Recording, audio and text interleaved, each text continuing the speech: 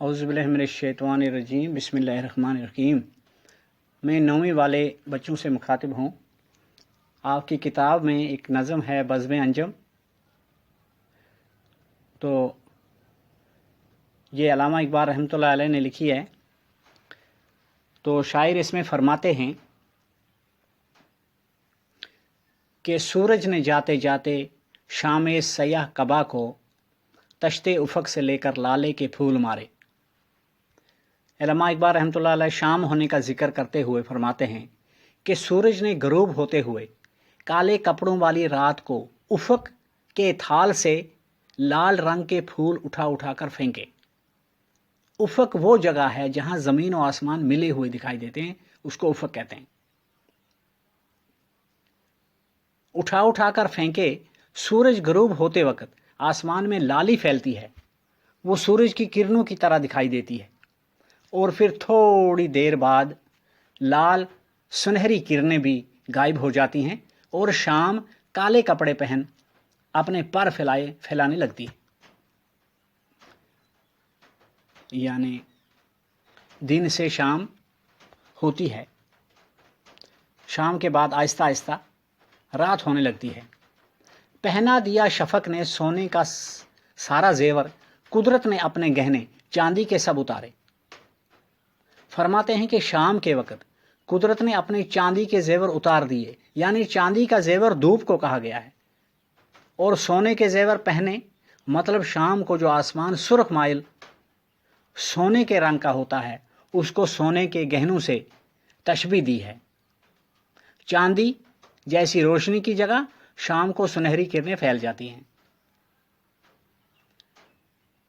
यानी मंजर कशी की है यहाँ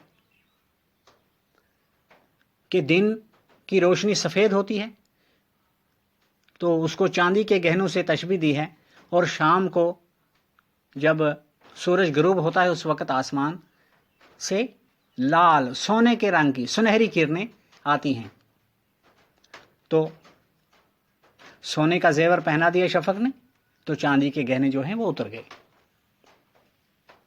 फिर है महमिल में खामशी के लेलाए जुल्मत आई,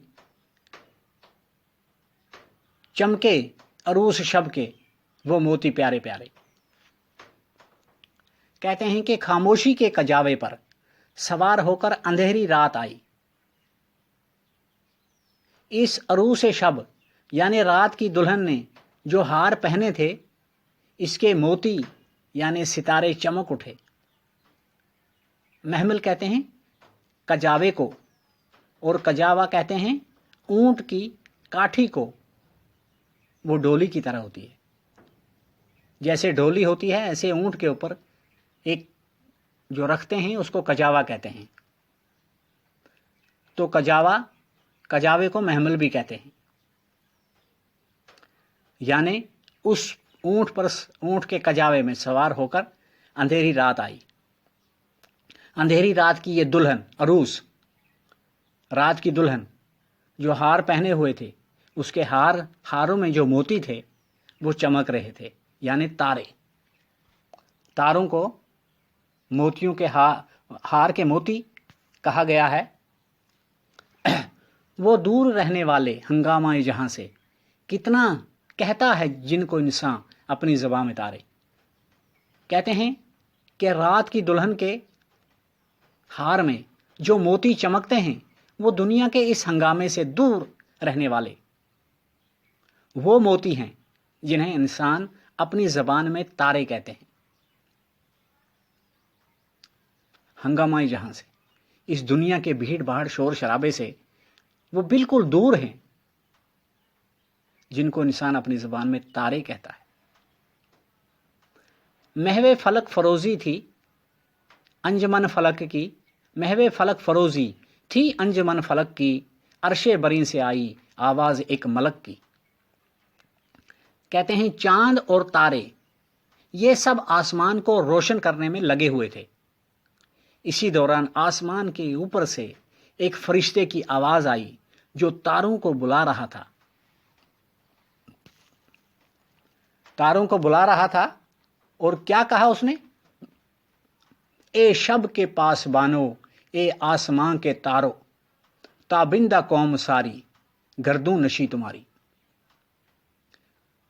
جو تاروں سے مخاطب ہو کر کہہ رہا تھا، اے رات کے محافظوں، یعنی رات کا پہرا دینے والے سپاہیوں، اے آسمان کے تاروں، تمہاری ساری قوم جو آسمان میں بسی ہے وہ تابناک اور درخشاں قوم ہے، یعنی ترقی یافتہ چمکتی ہوئی قوم ہے،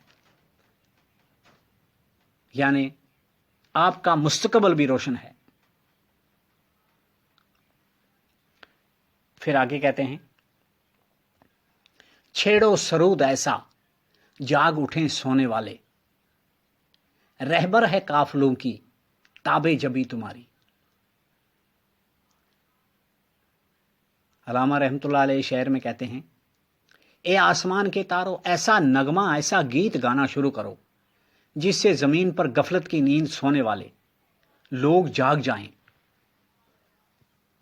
یعنی یہ فرشتے کی زبان سے، کہ فرشتہ جو آواز دے کر بول رہا ہے،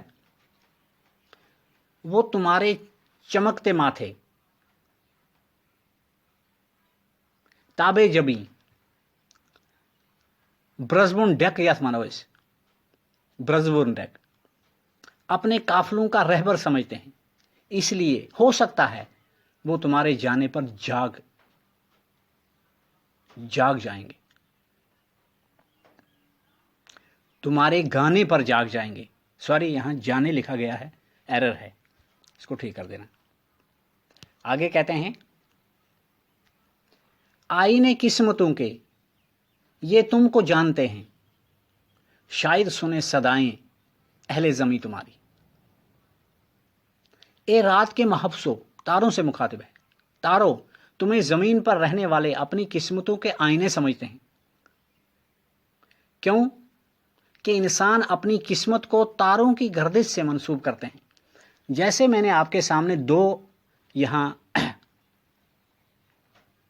نقشے ہیں، ایک ہے ہاروسکوپ، دوسرا ہے حروف ابجد. لوگ اکثر کہتے ہیں کہ میری قسمت میں کیا لکھا ہے.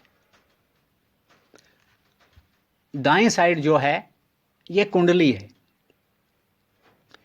پنڈت کے پاس جاتے ہیں تو وہ یہ کنڈلی بناتا ہے، اس پہ یہ لکھتا ہے چاند کس کھانے میں ہے، سورج کس کھانے میں ہے، کون سا کھانا کیا ہے، کون سا کھانا کیا ہے. تو آپ کے آنے والے وقت میں یا آپ کی قسمت میں ایسا ویسا لکھا ہے.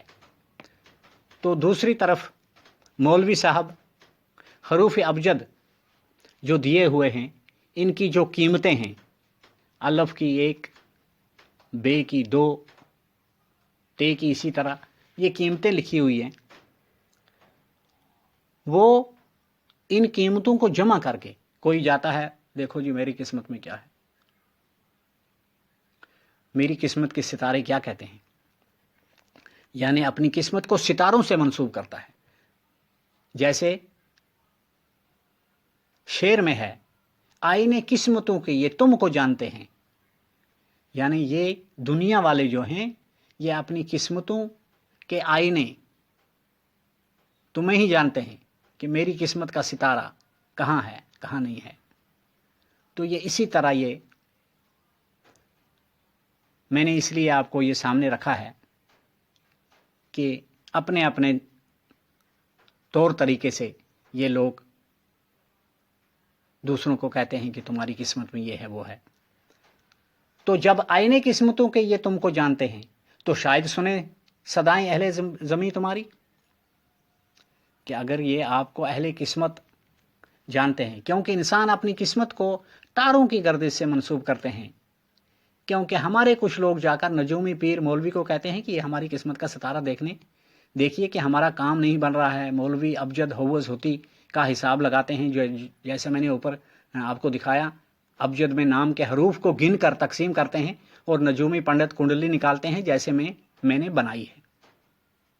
اس لیے اقبال رحمۃ اللہ علیہ کہہ رہے ہیں کہ آئینے قسمتوں کے لہٰذا لوگ یہ تمہاری آواز سن کر شاید عمل کریں اور وہ جاگ جائیں غفلت کی نیند سے۔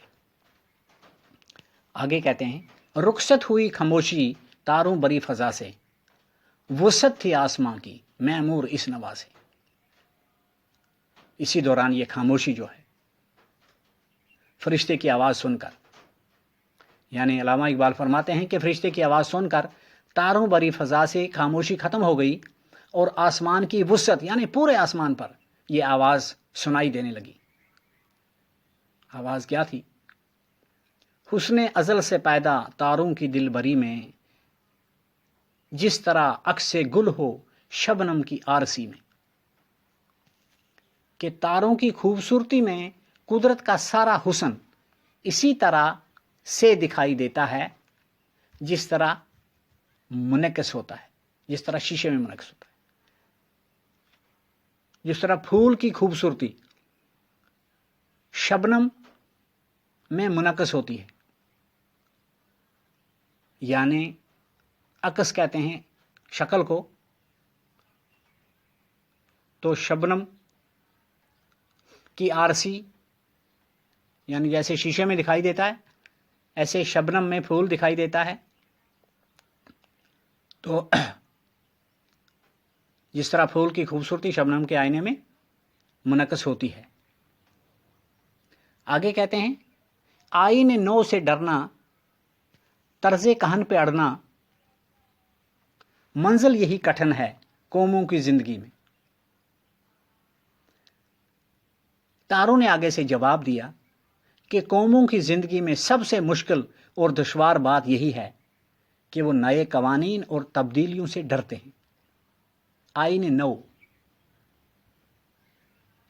ہو گئے نئے، طرز کہن ہو گئے گھسے پٹے پرانے رسم و رواج۔ ڈرتے ہیں، قوانین اور تبدیلیوں سے ڈرتے ہیں، اور اپنے باپ داداؤں کے گھسے پٹے رواج، پرانی روایتوں اور طور طریقوں پر اڑے رہتے ہیں۔ یہی وجہ ہے کہ قوموں میں مشکلیں آتی ہیں۔ یہ کاروان ہستی تیز گام ایسا، قومیں کچل گئی ہیں جس کی روا روی میں، کہ زندگی کا قافلہ اتنا تیز رفتار ہے کہ جو قومیں پرانی رسموں کو پکڑ کر بیٹھی رہیں گی وہ اس قافلے کی تیز رفتاری نے رند اور کچل دی، روند اور کچل دی، جس کو ہم کہتے ہیں لت منڈ اور روند دی، یعنی جو قومیں غفلت کی نیند سوتی رہیں، جنہوں نے وقت کے ساتھ اپنے آپ کو نہیں جوڑا، وہ قومیں مٹ گئیں، برباد ہو گئیں۔ آگے لکھتے ہیں آنکھوں سے ہیں ہماری غائب ہزاروں انجم، داخل ہیں لیکن وہ بھی اپنی برادری میں۔ کہ ہزاروں تارے ایسے بھی ہیں جنہیں آنکھیں دیکھ نہیں سکتی ہیں، لیکن وہ تاروں کی برادری میں شامل ہیں، یعنی چھوٹے بڑے سب ایک مٹھی میں اتفاق میں ہیں۔ ایک عمر میں نہ سمجھے اس کو زمین والے، جو بات پا گئے ہم تھوڑی سی زندگی میں۔ تارے کہتے ہیں کہ تاروں نے فرشتے کی آواز کے جواب میں کہا کہ دنیا کے سارے نظام آپسی کشش سے توازن میں بھی ہیں اور قائم و دائم بھی۔ یہ اس بات کو زمین والے کبھی نہ سمجھے کہ ہم تھوڑی سی زندگی میں وہ سبق سیکھ گئے، یعنی تاروں نے کہا کہ ہم میں اتفاق ہے، مطلب ہمیں تاروں کی زندگی سے اتفاق کا سبق سیکھنا چاہیے کہ آپسی اتفاق جیسے تاروں میں اتفاق ہے۔ آگے کہتے ہیں ہمیں جذب باہمی سے قائم نظام سارے ہیں، جذب باہمی سے قائم نظام سارے، پوشیدہ ہے یہ نقطہ تاروں کی زندگی میں۔